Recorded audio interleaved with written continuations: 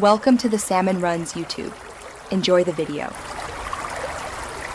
You begin by confirming the essentials: Windows 11 up-to-date, TPM2, 0 active, and a compatible biometric device connected, camera for face, sensor for fingerprint. Next, make sure you're signed into a Microsoft account or have a local account with a PIN, because Windows Hello needs a PIN as a fallback.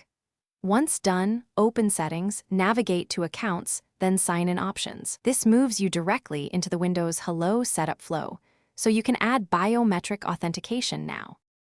Now you configure Windows Hello by selecting Face or Fingerprint under Sign-in Options. You'll follow the guided scan. For Face, hold still and turn slightly to capture angles. For Fingerprint, press different parts of the pad during several scans. The system explains progress in real time. This improves recognition accuracy. Make sure ambient lighting is steady for face scans and the sensor surface is clean for fingerprints. If prompted, create or confirm your PIN. Windows uses it as a secure fallback and recovery method.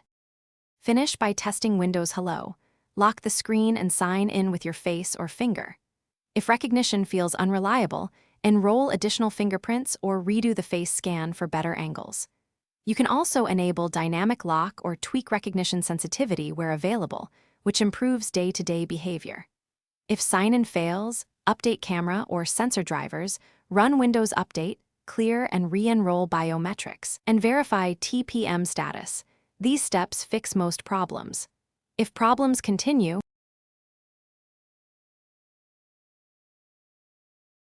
Thanks for watching. Consider subscribing if we helped you.